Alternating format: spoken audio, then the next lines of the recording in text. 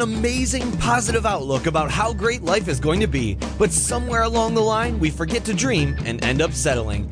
Join Up Dots features amazing people who refuse to give up and chose to go after their dreams.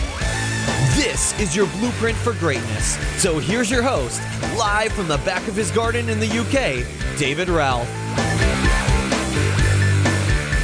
Yes, hello there everybody. Hello all my listeners across the world, wherever you are. Do you know, this is episode 546 of Join Up Dots, and for the first time for ages, I actually feel a bit nervous. I've got sweaty palms. I'm on edge because today's guest is a lady who has been stalking me from afar. She's got a bit of a crush on me, and thank God for the stretch of water between the United Kingdom and the Americas, because I don't know what she'd do. But it's true to say that. It's not often I say this, but I do love today's guest, and I certainly love what she's doing. I love the way she's doing it, and I love that our paths cross more times than anyone else I think I know online today. Now, back in 2007, she began her journey to where she is today by working in the position as field manager for Clean Water Action, where she directed, managed and trained a staff of up to 25 canvassers and supervised the office manager in all administrative tasks. And quite honestly, as well as I know her, I can totally see her doing this kind of thing, as she's doing a similar thing today, although totally in a different environment. After her organisation skills were taken to the next level, whilst her communication skills went up several notches too, she stepped into one of the hardest environments of all, knocking on doors and cold calling, canvassing political opinions and fundraising for the political wannabes campaign. So you can see that she can talk, she can organise data, and likes nothing more than leading a high-performing team that delivers big time for her clients. And now she is the leader of a team of amazing ladies at Interview Connections, the premier agency for booking guests onto podcasts across the world. She's taken all those dots gained over the last 9 years and created a company that has filled a need for podcasters across the world, which is the way to build huge success. Podcasters struggle to find guests. She has the connections, put the two together, and it's a love-making thing going on. Not really, it's just job done. But of course, there's so much more to it than that. So when did the idea come to her? And was it an epiphany, angel singing moment in her life, or did she just stumble into it? And how did she feel when competition started springing up online with others seeing her success and modelling the service that she was providing so successfully? Well, let's find out as we bring onto the show to start joining up dots with the one and only Interview Connections legend herself. Yes, not the porn star, Jessica Rhodes. How are you today, Jessica?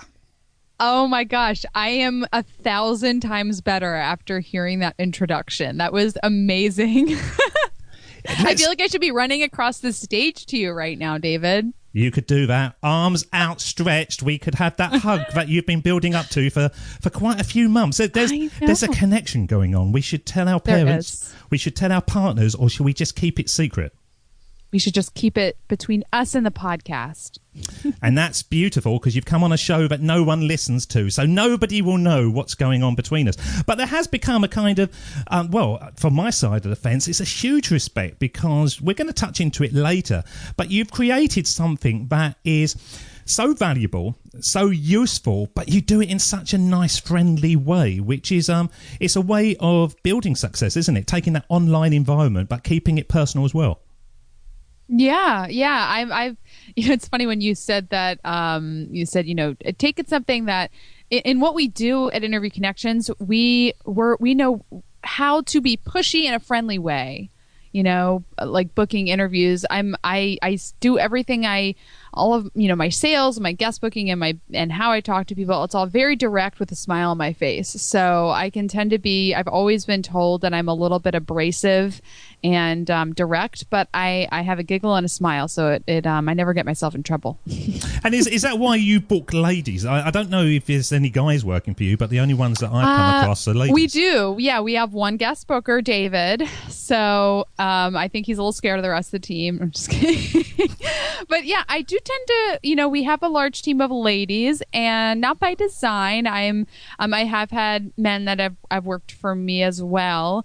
But I guess, yeah, I don't know why we have a large team of ladies. I guess it's because a lot of our team, many of them are stay-at-home moms. So I guess the kind of work is good for their lifestyle, being able to make their own schedule and work from home. Maybe that's it. But is that not the way of life anyway? I know that's the message of this show, that, hey, people, if you're in a job you don't like, there's opportunities. You can do lots of different types of work. And as we touched in the introduction, you have got that side business going of porn star, which was shocking when I first discovered it. But I think we should bring that out to the fore, don't you? Yeah, so it's very difficult because I have not yet done a lot of SEO work to battle the other, and her name is Jessa. There is a porn star named Jessa Rhodes, and so usually when you Google, Jessica Rhodes, you will not find me unless you add entrepreneur, business, podcast, interview connections. You usually have to add one of those terms after the name in Google, or else it says, do you mean Jessa Rhodes? And you don't want your kids around when you Google Jessa Rhodes. I was a bit shocked when I found that connection, and I was very shocked when I started following her on Twitter and Facebook and all those other places, and I continue to be shocked on a daily basis that the things that lady gets up to. But she's providing a service. That's what it's all about. Yes, exactly. She's got a personal brand, and she is providing a service to the world.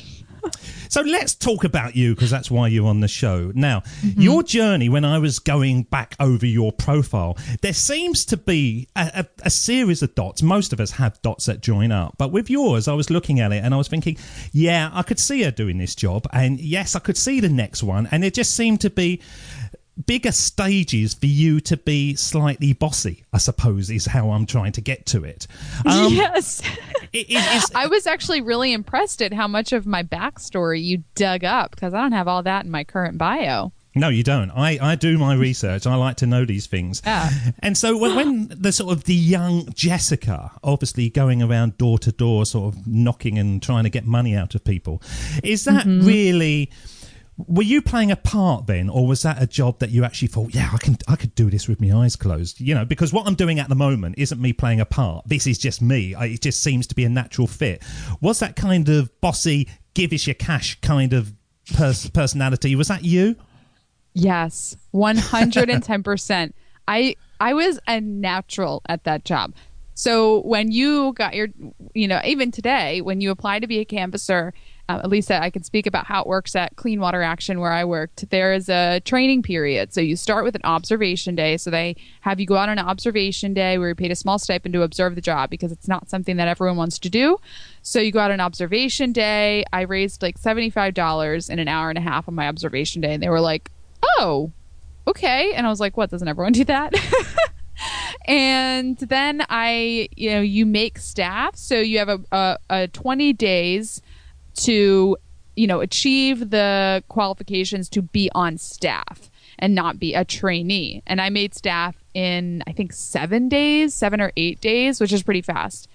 And it was just, it was just natural to me. I never felt like I was being bossy or pushy. Again, like my style was, what we were doing was raising money for our organization, and our organization lobbied for public health and environmental policy. So we would go around and we would get donations and signatures, and we would get people to write letters to their politicians. And I was such a tree hugger, and still am, and I cared so much about what we were working on that I just went out there with a lot of conviction that everyone needs to do their part. And I would just tell people what we were doing and tell them what we needed from them.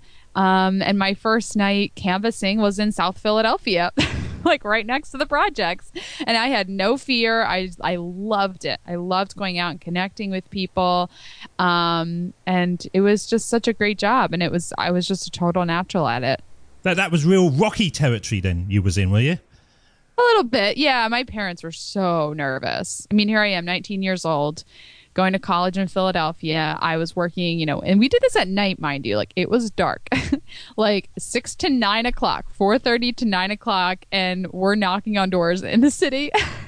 Yeah, but we used to do that, didn't we? We all used to do that. I used to go out on a bike doing a paper round, and it used to be pitch black. I used to go out in the evening, cycling along. I had no lights on. It was just what happened. And now, you wouldn't let your kids go knocking on strange doors, but we survived, didn't we, Jessica?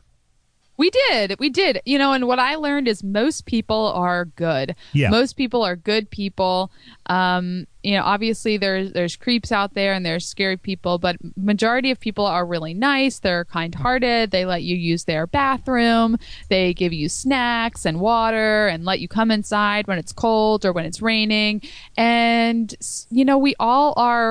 we're all so common. We all have so much in common. That's really what I learned knocking on hundreds upon thousands of doors over the course of 6 years is, it doesn't matter who you're voting for or what your opinions are. We all have so much in common with each other. And it really, of course, there are people that we caught them on a bad day, but the majority of the time, it just really raised my opinion of the human race doing that. And how many people would open up the door and smile and hear what you had to say? So even in those days, a key thing about you was building connections, because I used to work up in the city of London, and my very first job, or one of the very first jobs that I remember being successful at, because when you first start going to work when you're 16 and 17, you just basically go, turn up, do what they tell you. And then after a while, you start to find your vibe, your swing, and you get sort of headhunted into certain environments. So when I first went to work, I was just putting bank statements into an envelope, and that was it. I was just doing that day after day after day, and it was sort of mind-numbing work, but it was all right. We were all young and all fun. And then I got taken onto the sales team, and I had to make cold calls, and every minute of the day I had to phone up and try to connect with people instantly and be engaging and being fun and try to get them laughing. And I kind of look back on it now, and I think podcasting is the classic cold call environment. 99% of the time that I have guests on my show, I've never spoken a word to them before we literally 2 minutes before the show, we connect on Skype, have a little chat, and we record, and hopefully it sounds like we're friends. So did you look at that and you think, the skills that you learn through your life are never lost, but you should look to transfer them to where they're most valuable? Completely. I'm so passionate and excited, and I love the fact that everything I learned canvassing, I feel so strongly that the skills that I learned as a canvasser are just life skills and sales skills, and they're all the skills that I have applied in my business and my relationships. Really, when we would knock on a door, you had to really just make that connection. And it's just like with a podcast, right? We all know that in that first 10 or 15 seconds, if you don't catch the listener's attention, they will click stop and go to another show. Yeah. And when we would knock on someone's door, you had a very, very short window of time to get them to say, yes, I want to learn more. So we had an intro, a mid-wrap, and a close. So when we knocked on the door, we'd say, hey, how are you? And they'd be like, they'd either say no, or they're like, good. And then you did your introduction, say who you are, who you're with, what you're doing, and then you would hand them the clipboard. And in that first little introduction, if you didn't get that clipboard into their hands, you were done. They were closing the door and you were moving on to the next house. So I learned how to make those connections with people in any relationship. Think about it, if you go to a conference and you're meeting people, maybe you're meeting your spouse's friends for the first time, learning how to have a conversation with someone. That's a skill that, it's not always fun to implement because it's like, oh my gosh, what am I going to talk about with this person? But that's definitely one of the things that I learned canvassing is how to come up with a conversation with someone. I literally don't know who they are. I don't know anything about them but the color of their house and what clothes they're wearing that day. Because I knocked on the door, they opened it, and that's all I've got to work with. Did you ever have anyone open who wasn't wearing any clothes? Yeah, oh my God. I had somebody open the door who, the door was open and I go up to it and he's on the john. He's like, I can't come to the door right now. His bathroom door was open. Did he give you any money? No, he didn't. I think I came back later that night. And then, we had elderly people who would just be wearing a nightgown with nothing underneath and the sun is shining and you just get a full silhouette. I'd give them money. Do you know that? I would give them money and close the door behind me. Yeah. But yeah. Well, because what we're talking about here, and it goes out to the listeners, is basically, doing your preparation and putting your best foot forward, isn't it? It's like so many people in podcast sense. I do very lengthy introductions. I do my research because I want the guest to know that, hey, I've been looking forward to you coming on this show and I have prepared for it. And it doesn't matter if it's the first show or the 550th show. Now, that is a key way that you differentiate yourself from everybody else, because if you listen to podcasts, most of people do like a 5-second little intro and away you go into it. You set your stall out that you were something different. You were personable, you was attentive, and I can see why you're successful. It's not rocket science, is it? But the world has missed the trick of building personality into their work somehow. Yeah, I agree. You have to keep your personality into it. One of the things I think about this quote in this lesson all the time. Are you familiar with the 7 Habits of Highly Effective People? Stephen Covey, is it? Stephen Covey, yeah. Great. I mean, there's so many great lessons in that book. And one of them is seek first to understand and then to be understood. And then another lesson that we talked about in canvassing was something we called matching energies, which you probably heard of this lesson just in a different phrase. But you want to match your energy and kind of your energy to the person that you're talking to, kind of mirroring their personality. It's kind of like if I canvassed all over. I canvassed in Texas, in Virginia, DC, Rhode Island, Pittsburgh, Philadelphia.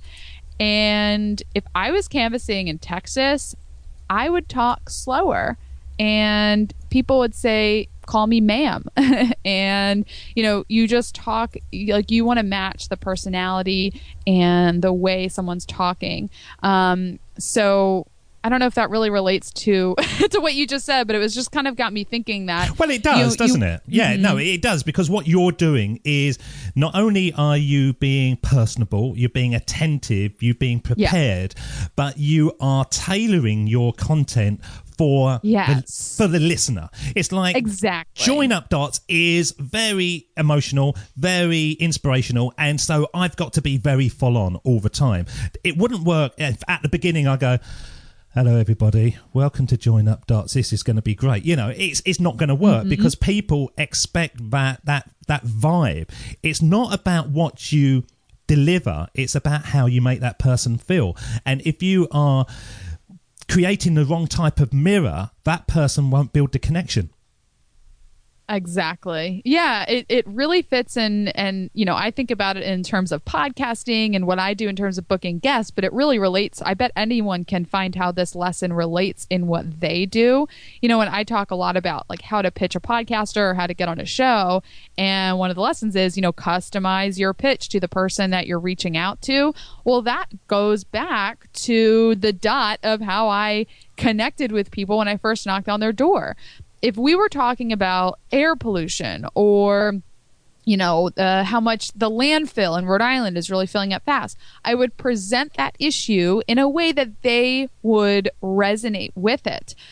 So if I were in a neighborhood that was, probably multi-million-dollar homes, really wealthy people, I'm going to talk to them differently than I would talk to somebody who can barely put food on the table and is paycheck to paycheck. The conversation and the issue is different from both of those people.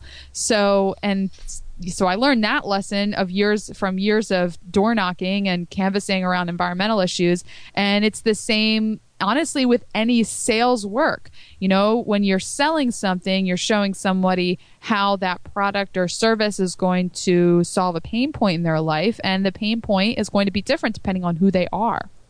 Right, let's play some words then, and then we're going to take you to the next stage of the conversation. These are words that I play generally at this time of the show, so I'm going to do it again. Here he is, Jim Carrey. My father could have been a great comedian, but he didn't believe that was possible for him.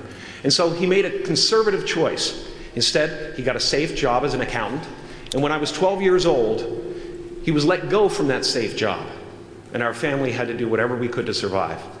I learned many great lessons from my father, not the least of which was that you can fail at what you don't want, so you might as well take a chance on doing what you love. Now, what a lot of people out there probably don't realise is that your father is the American sexiest podcast host, Jim Palmer. Now, you can't agree with that. He's your dad. But you are kind of in similar environments. Were you inspired by what he was doing more than Jim Carrey was trying to get away from what his dad was doing? It's interesting because when my dad started his business, I was around 13 or 14 years old, and it was after he was unemployed for over a year and had cancer. So so then throughout my entire adolescence, he was growing his business. The first year of his business was revenue free. I remember I've got clear, vivid memories of seeing my dad come home from work at 8 o'clock in the morning after being there from 4 to 8 a.m. stocking shelves. And I saw him being a courier where he would just pick up random stuff and like drive it to the airport. And he did all of these odd jobs while he was building his business. And there was never any handouts in my house. There was never allowance just for existing in the house. I was babysitting, and since I was like 12 or 13, I had my first job at 15, and I became, a manager or a shift leader, like whatever top leadership position I could have as a teenager working in wherever I was working. That's what I did. So I was the inspiration I got from my dad as a child wasn't necessarily around building this dream business. It was about, you want something, you better work for it. And you do whatever you can to work for it. Like I worked in a dry cleaners. I was serving ice cream. I remember like working on Friday nights when my friends were just taking the Sunday morning shifts or something like that. So I was missing out on like going to the movies in the mall because I wanted to, have a job where I could make money and, I don't know, spend it on whatever 16 and 17-year-olds spend their money on. And then it wasn't until after I was married and thinking about having kids that I actually thought about how that work ethic could apply to being an entrepreneur or a business owner. So is it hustle that is more important than experience? Did you take the experience of your past occupations and move into a sort of new environment with confidence only if you know that you've got hustle behind it? I think I like the word hustle. I think it means a lot of different things to different people. I think about it, the term that I have used more or feel more is just being a hard and smart worker.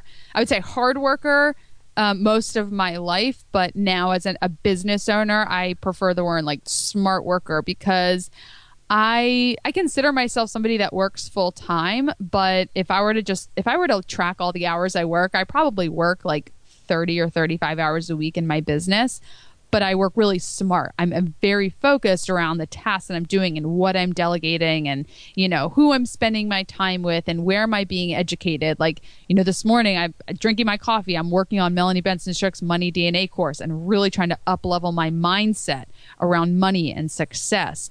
So that's about not necessarily like hard work, but it's very smart and focused work.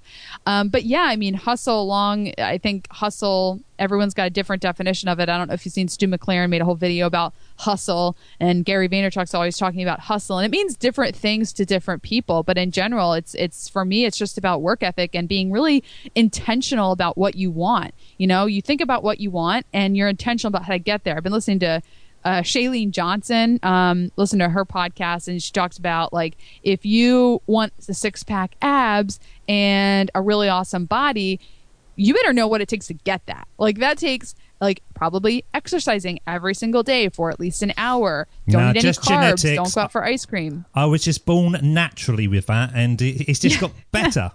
I don't do anything for it, but I tell you what, you could bang a coin off my stomach. You're so lucky, David. I know, blessed. I am blessed. But on this show, we talk about hustle muscle, and the way that we describe it is the fact that when you first do something, it's really difficult, and then you keep on doing it, and then it gets easier. The same way as if you're lifting up something, the first time you can hardly move it, and then it just gets better and better. And I do think that the entrepreneurial mindset, when I transitioned from my job into Join Up Dots, I look back on it now and I slapped myself in the head, but I felt if I built it, they would come. That was my whole business plan. And literally, okay, what I'll do, I'll get an audience, and the audience will come to me and say, we want to buy your stuff. And I'd go, thank you very much. And I'd walk around the garden quite happily. It took me a long while before I realised, oh, hang on, there's some other things. There's marketing, and there's publicity, and there's sales funnels, and there's lead magnets and all those kind of stuff that you have to sort of add onto it. When you look at your actual work, how much of it is fun? You really love doing it, and how much of it do you actually go, whew, it's not really what I bought into? Because with me, I just thought it was going to be podcasting. That's what I am. I'm a podcaster. But now I realise, you know, I'm doing so much other stuff. I can honestly say, David, 90+% of what I spend my time on, I love it, because I delegate a ton. Like, I delegate the stuff that I don't want to do. And I think that that's why a lot of business owners and entrepreneurs find themselves going, oh gosh, there's so much of the stuff I didn't want to do. I just delegated all that. And part of it was because of necessity. I have, 2 kids, and when my daughter, Lucy, she's 10 months now, when I got pregnant with her, like, I had to, my whole 2015, all I did that year was grow a team, create systems in my business, delegate the tasks that I would not be able to do. So I have really I've worked extremely hard and been extremely focused on getting myself to a point where I am pretty much only focusing on the things that I really want to do. And even the things that I do want to do and that are really fun, I mean, it's still work, right? So it still exhausts you at the end of the day. It's not like all relaxing and fun times. Even the things that energize you, you're super exhausted by the end of the day. But yeah, I'm at that point where I love what I'm doing, and I'm looking to do more of it. So if we sort of take our mind back to what Jim Carrey was saying, and he said, you might as well take a chance on doing what you love. That was my American accent. Really good, I thought. Oh my gosh. That was brilliant, wasn't it? That was. Yeah, you would have thought, I'm a Trump boy. I'm saluting the flag and all that kind of stuff. Now, if you went back to what he said, and he said you might as well take a chance on doing what you love, did you know that you were going to love it at the start? Or, now you say 90% you love, but was it still a walk into the unknown?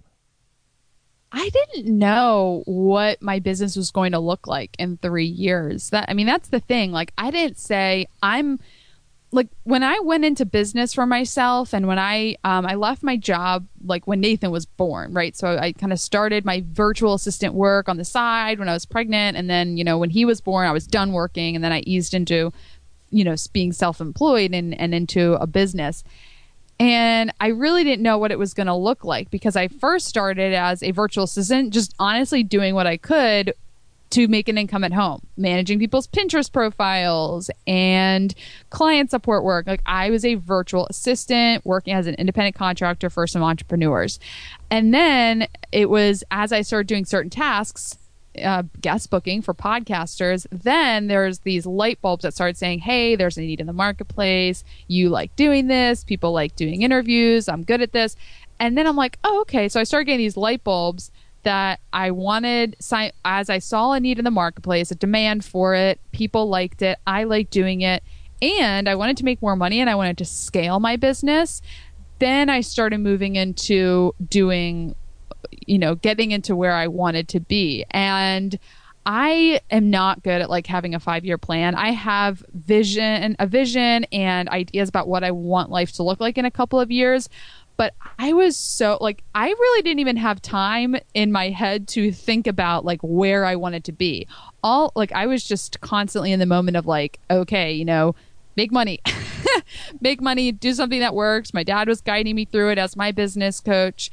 So I didn't really stop to think too much about like the dream business, like freedom lifestyle. Like, I just honestly was hustling to bring money to support my newborn baby and my family. Show me the money. I can imagine you. I know. I need to make money. I think that's one thing that I feel different from a lot of other online entrepreneurs and like lifestyle entrepreneurs and marketers online is like, I didn't start a business to like have a lifestyle. I started a business because I needed to make money. And then I figured out what task and what service I enjoyed most and was going to be most profitable and in demand.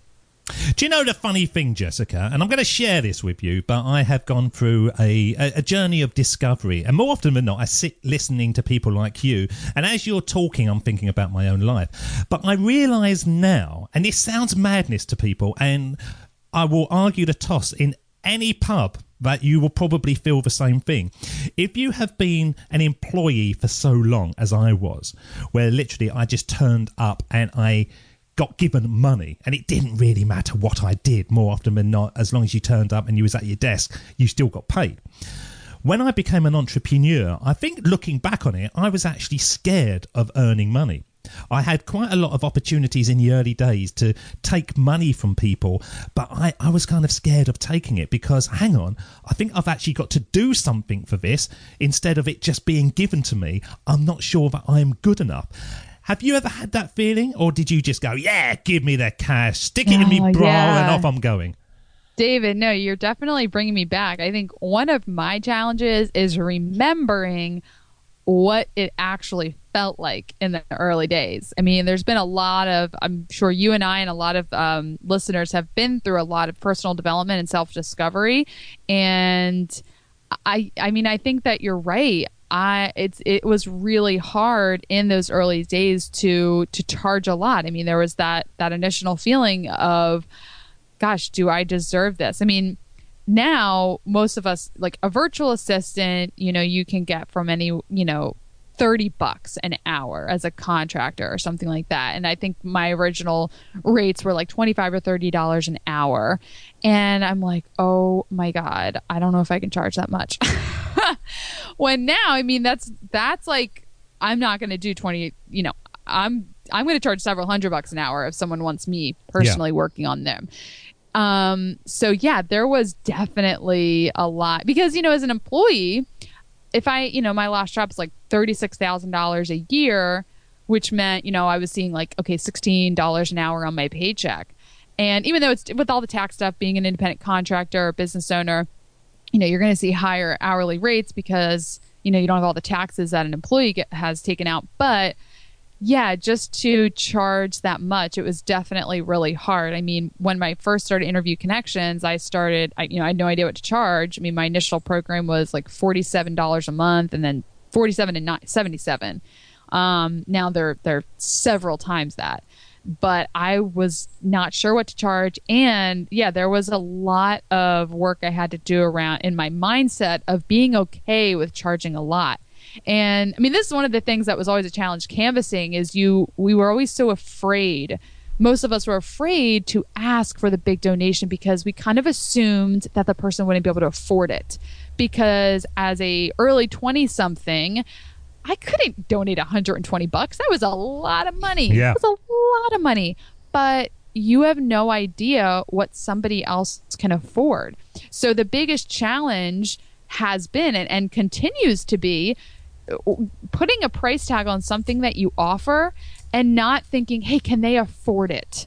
It is not your job or your business to decide if someone can afford it. If they want it, they will find a way to make it work. And we just have no idea like what people have in their bank account. We have no idea what they're willing to put on a credit card. So I think that's one of the most challenging things that, I continue to work on is not thinking or assuming where your clients are at financially. You don't price your services based on what you think people can afford. That is wrong. You price it based on the value that you provide.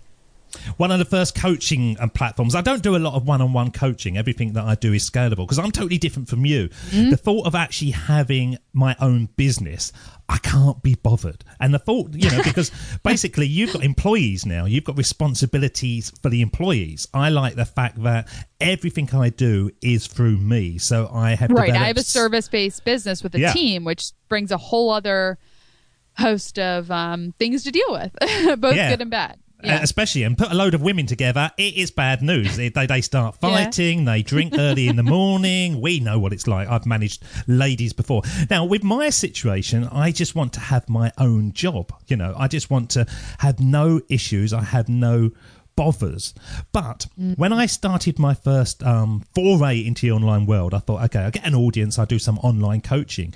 And I offered it out at something like $47 a month or something, you know. And it literally, I look back on it now, it was going to be me doing, you know, 3 hours a month for each person for about $15 each, because I wasn't at that point to say, no, hang on, I've got some value.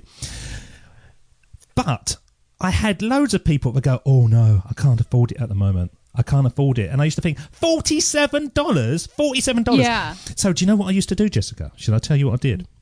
Yeah. I started online stalking, and if somebody came through and they said, I can't afford it, I used to go onto Facebook and look at their pictures, and more often than not, they were in restaurants every night, they were buying new cars, they were splashing the cash. But of course, it was just that I hadn't proved the worth. I hadn't proved to them that they needed it, they wanted it. That is the totally different thing. The psychological piece takes care of the pricing issue, doesn't it? Exactly. And it's also figuring out who you should be working with. I mean, now I've been doing a lot of work, like really just in the past couple of weeks, around realizing who is my ideal client, who should I be messaging to. And there are a ton of people that I have surrounded myself with who I'm realizing they are never, ever going to give me money. Like, they're never going to pay what I charge for my service. So why am I putting all this effort into like marketing to them and trying to build a relationship with them? So it's also, you know, it's not just about like, you might have people that want what you have, but if like, oh, I can't afford it, then maybe it's just not a good fit. And there are people that can't, like, that do want to pay what you have. It's just not that, you know, that original person. But yeah, you're right. People will pay for what they want. They will find something. They will find a way to make it work if they really want it, regardless of whether or not they have the cash. If they want it, they'll find a way to make it work. Our family, my mum and dad have got a business, brick and mortar business, and I've had to. They're getting old now. My mum and dad are sort of coming into their 80s, and so I've had to sort of take part management of this shop. And I went down there and I started looking at all the books, and my dad was saying, oh yeah, you've got to have accounts, so the people come in and they take stuff and then they pay for it later. And I said to him, no, we've got to get rid of those. And he said, no, they're customers. I said, but they're not paying you. They're putting it on account and they're not paying you.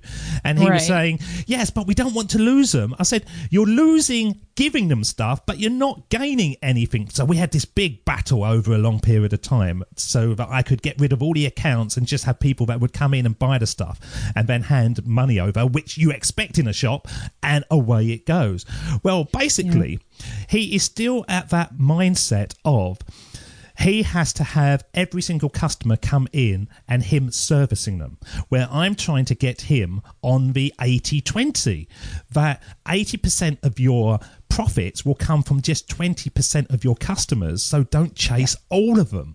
And I think that is another thing that you were sort of alluding to in your statement just a moment ago, that you realise now by drilling down that you can find out your 20% of good customers that pay, they give you what you want, and they don't cause you issues. Get rid of the 80% that are a pain in the backside half the time, and you're always chasing them, or they just don't turn up or whatever, and it's happy day, isn't it?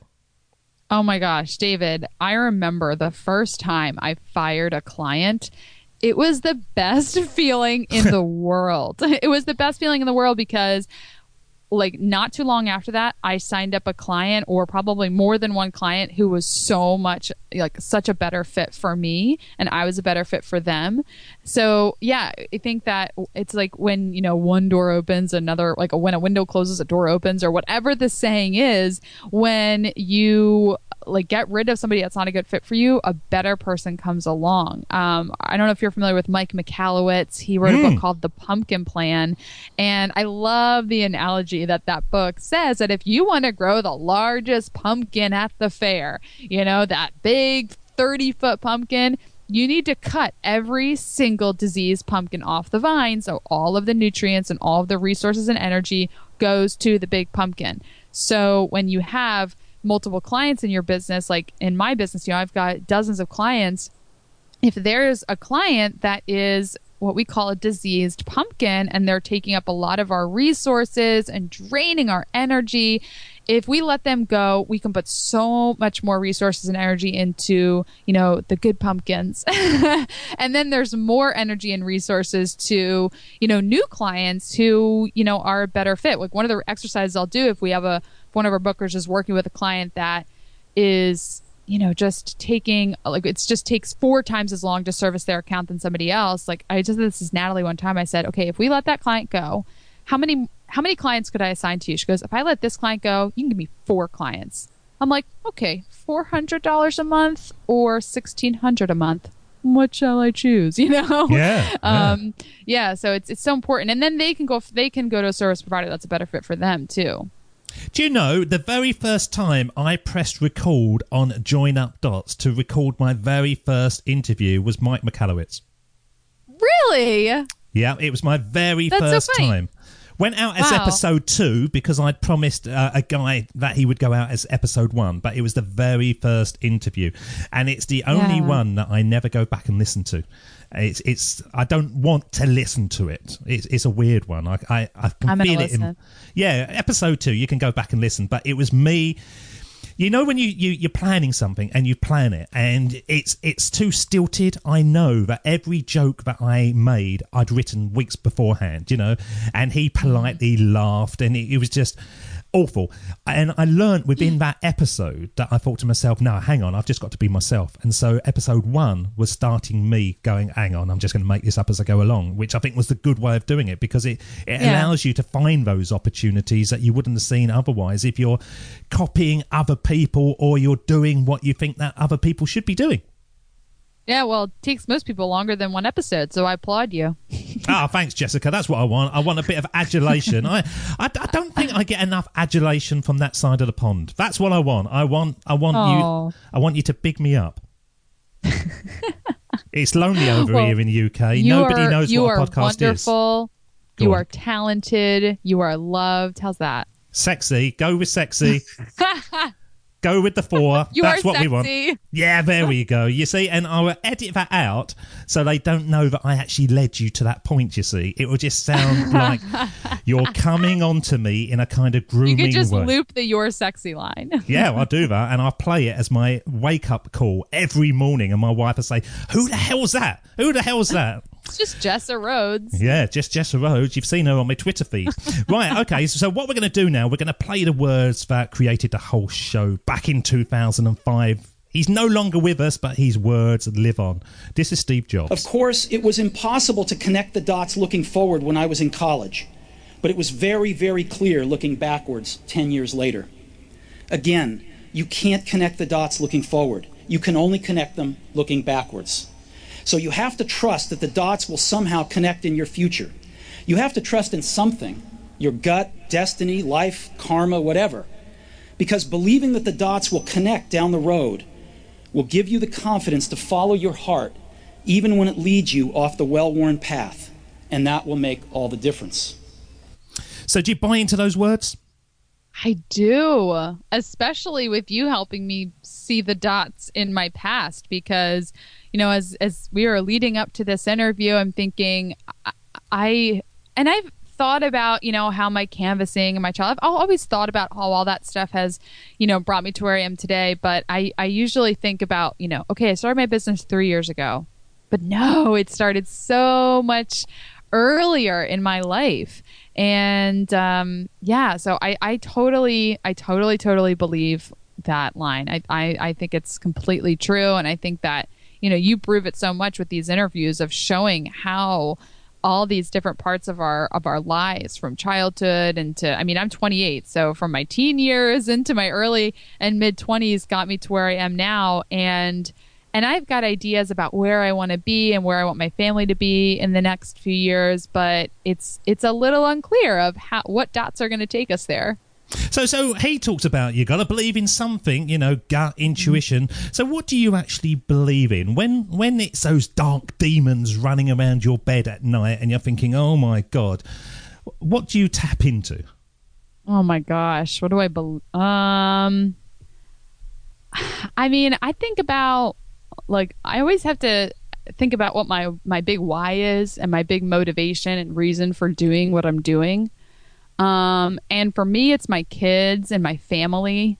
And, you know, when I first started my business, it was my kids so that I could be a stay-at-home mom and have an income from home. And then I went and got an office outside the home. And so for the last, you know, for several months around the past year, I was a little bit directionless because I didn't know what I was working towards, you know, and just like making more money and growing the business, like that wasn't enough. So I'm like, well, I used to say my big why is to be a stay-at-home mom, but now I have an office outside the house and my kids have, you know, childcare. So what am I working for? And so I've had to kind of do some discovery and like soul searching around, like what is kind of that next big thing to look forward to? Because one of my strengths I know you interviewed Lisa Cummings, right? She was very flirty as well, I'll be honest. She is, yeah. I was on her show, and so we both geek out about the Strengths Finders. And one of my strengths is futuristic. I am very futuristic. I think that's me. Number one. Yeah? Number one, futuristic. It's not my number one, but I think it's my number 4. But I'm very futuristic, and so, and I'm an extrovert. So when I like think about something that I want, I talk about it. You know, I heard on a podcast, somebody said introverts think to talk and extroverts talk to think. I talk out everything. My husband drives me crazy sometimes because I need to talk out everything. And then once I talk it out, I'm just like gung-ho about it. I'm like, done, decision made, onward. And so one of the things that like I'm really committed to homeschooling my kids in a couple of years. And so I know that that's going to take a lot of planning. It's going to take my husband needing to go part-time. Get them to school. It's free babysitting. That's what we want as parents. But that's the thing. I don't need... So, I mean, the challenge, David, and where I am is the thing I can that sense I like an attitude with you, Jessica. I can sense an attitude.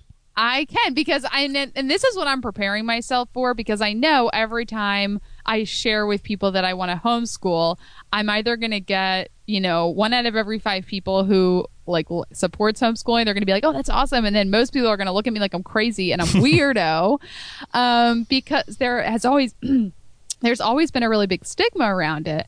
But for me, it's very entrepreneurial. My husband and I have both worked really hard to get to a point where our incomes, you know, his job, my business, are location independent. He works from home. He creates his own schedule. He's a lawyer on the side. And so we have this total flexible lifestyle. And the last thing I want is for my kids to have a schedule and a place they need to be at a certain time every day. So there's a lot of different reasons why I'm motivated to do it. And so my next big challenge is getting my business to a point where it can mostly support my family, and my husband can be, you know, part-time and do his work, you know, just the hours that he needs to. But I read a really inspiring blog post about, you know, 2 professionals who homeschool, and they both work. So I think there's a way to craft the life where you can still work and run your business and you're not with your kids like 24/7. So anyway, that's kind of my next big thing. So I believe in, to answer your original question, I really believe in having that vision and that why. I believe in getting the kids to school at 9 o'clock and not picking them up to 3:30. Can you imagine homeschooling them to give them the full school experience? You've got to, you know, spend a day bullying. I hated school though. Like that's the thing. I mean, I didn't thrive in school until I got to college, when it was so much more self-study and I was working a lot. I didn't like school. I didn't have a lot of friends. I was like kind of just a grumpy emo kid, and I just didn't like it. And so I think there's a lot of, and there are, anyway, we get into homeschooling, but I'm very inspired to learn about it. And it's not about committing for an entire lifetime. Like somebody said, are you going to do it forever? I'm like, no. I mean, I don't know, maybe. But who says they know what they're going to do for the next 18 years? Nobody. You got to take it year by year, or just really day by day. Can you do me one thing? When you're doing physical exercise at home, you're doing PE, Can you line your kids up against the wall and go, right, I'll have you first, and pick one of them? And so they get that feeling of not being wanted by their teammates. Can you do that? Because that's what school's all about.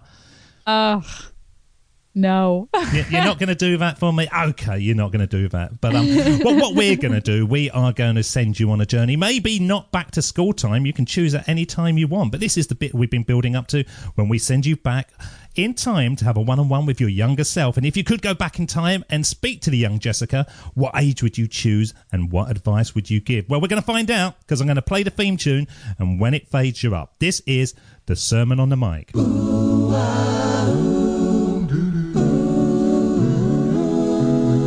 Here we go with the best bit of the show, the Sermon on the Mic. The Sermon on the Mic.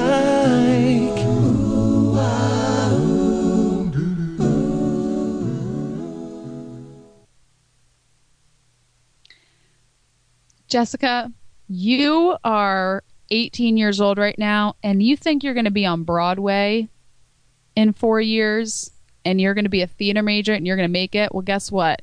You don't know where you're going to be in 4 years. And even though you think you know everything, you think you know what life is all about, you don't. So just open up your mind and just do what more experienced people advise you to do.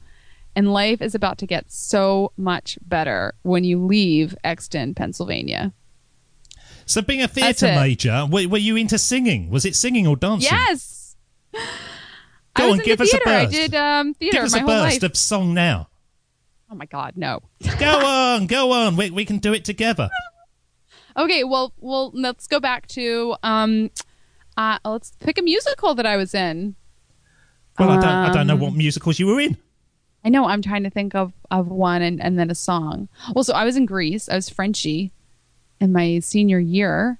Right, here we go then. This is going to be the first ever podcast karaoke. This is going to be brilliant. I will kick it off. We're doing it over Skype. See how it works. Ready? Wait, what song are we singing? You'll get it. You'll get it. We're professionals. Okay. You're a professional, okay. Jessica. Boom, boom, boom, boom, boom, boom, boom, boom. I got chills. They're multiplying. No, you're doing my line. You're doing my line. Sorry. Oh, this is rubbish. I thought that you would be a podcasting legend. The first time we ever had a chance to do podcast karaoke, which is a whole show in itself, and you did the man line. Why did you do the man line? Because I'm very masculine. You're bossy. You dominate the ladies. That's what we've discovered all the way through that. You know, I could never get the romantic leads in high school because I was taller than the boys in theater.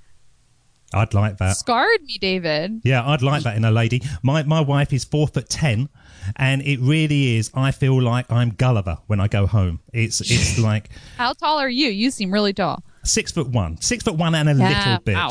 Yeah, so she's a little one, but she's dominant. As are most, if you look at Mussolini and Hitler and all of that, they're all little people. So she's got that same vibe my wife's got going on. Hopefully she doesn't listen to this. But Jessica, just before we say goodbye to you, what is the number one best way that our audience can connect with you? Just go to my main website, Jessica Rhodes, RHODES, JessicaRhodes.biz. JessicaRhodes.biz. That's my website with all my blogs and videos and all my contact information's there. We'll have all the links on the show notes. Jessica, thank you so much for spending time with us today, joining up those dots. Please come back again when you have more dots to join up, because I do believe that by joining up the dots and connecting our pasts is the best way to build our futures. Jessica Rhodes, thank you so much. Thank you. So Jessica Rhodes, yeah, she is somebody who's in the forefront of podcasting. And as she said, she wasn't expecting where her business was going to go, but she's got the vision. She knows what she wants to deliver to not just her clients, but to herself. And she's doing it in the right way. Believe me, every transaction that I have with her and her team is just absolutely top notch. Very, very professional, but they do it in a fun and friendly way as well. Thank you so much for listening to Join Up Dots. If you've got any guests out there that you've seen and you think they would be good, let's try to get them on Join Up Dots. Please drop me a line and let me know. I get people to suggest people that I wouldn't possibly have known were out there, and now we're sort of lining them up to come onto the show, so it makes it a lot easier and more interesting because it gives us a different spin to what other podcasts are delivering. Thank you so much for listening to this. Thank you so much for being part of the Join Up Dots movement. I'll speak to you again soon. Cheers. Bye-bye. David doesn't want you to become a faded version of the brilliant self you were once to become. So he's put together an amazing guide for you called the 8 Pieces of Advice that every successful entrepreneur practices, including the 2 that changed his life.